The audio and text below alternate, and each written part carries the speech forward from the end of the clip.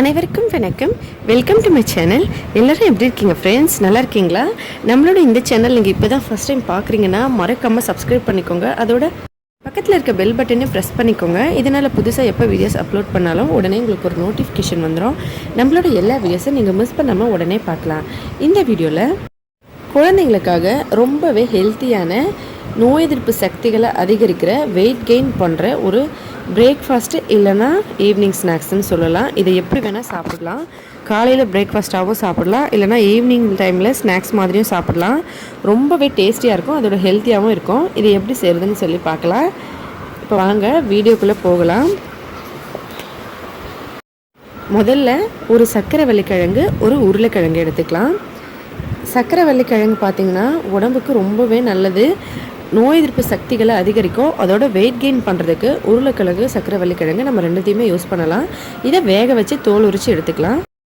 இப்போ ஒரு பாத்திரம் எடுத்துக்கலாம். அதில் ஒரு கப் அளவுக்கு அரிசி மாவு எடுத்துக்கலாம். ஒரு கப் அளவுக்கு இருக்குது. நம்ம 2 கிழங்குக்கு இந்த அளவுக்கு நம்ம எடுத்துக்கலாம்.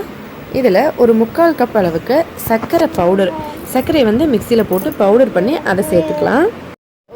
சர்க்கரைவள்ளி கிழங்கும் உருளைக்கிழங்கையும் நம்ம தோல் உரித்து எடுத்து வச்சுருக்கோம் வேக வச்சு.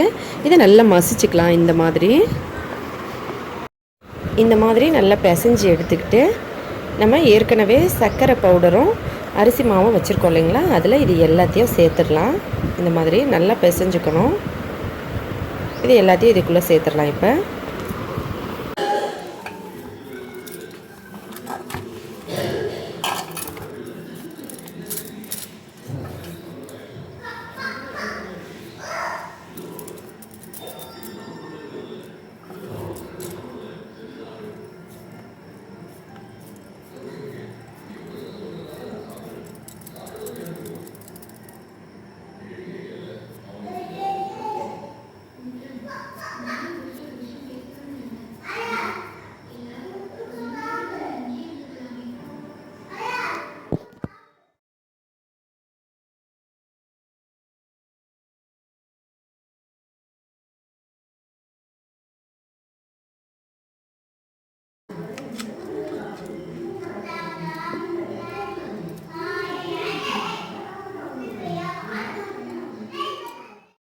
எல்லாத்தையும் சேர்த்துட்டு இப்போ இதை நல்லா மிக்ஸ் பண்ணிக்கலாம்.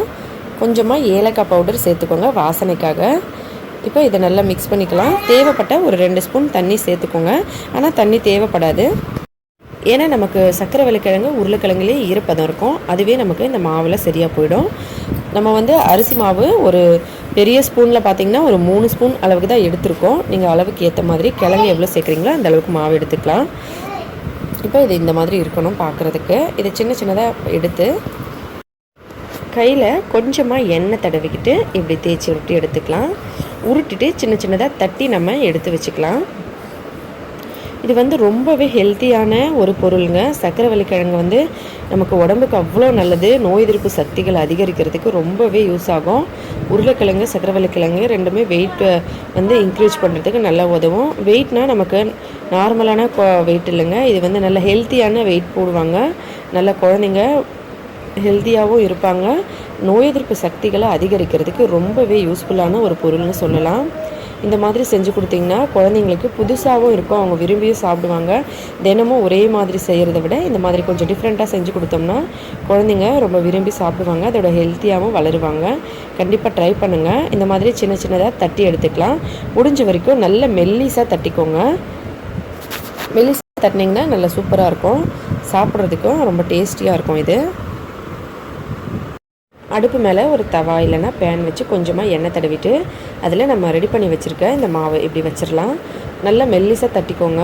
இதுக்கு எந்த சைட் டிஷ்ஷுமே தேவைப்படாதுங்க. இதோட டேஸ்ட் அவ்வளோ சூப்பராக இருக்கும். நீங்கள் ஒரு தடவை செஞ்சிங்கன்னா அடிக்கடி செய்வீங்க. கிழங்குகளை வச்சு இந்த மாதிரி செய்கிறது ரொம்பவே டிஃப்ரெண்ட்டாக இருக்கும், ரொம்ப டேஸ்டியாகவும் இருக்கும். குழந்தைங்கள்லேருந்து பெரியவங்க வரைக்கும் எல்லாருமே விரும்பி சாப்பிடுவாங்க. இந்த மாதிரி போட்டுட்டு கொஞ்சம் நேரம் வேக வைக்கலாம்.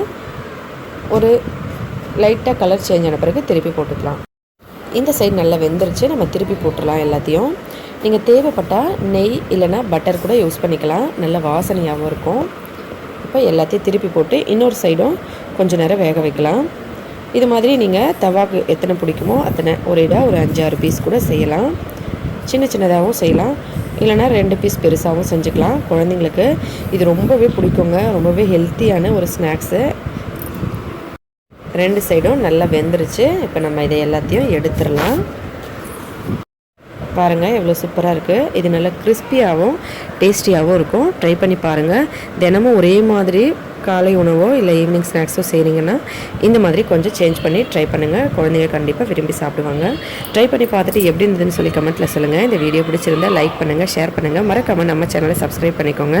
மேலும் இதே போல் இன்னும் பல வீடியோஸ் பார்க்குறதுக்காக ஹெல்த்தியாக சாப்பிட்டு சந்தோஷமாயிருங்க. நன்றி, வணக்கம்.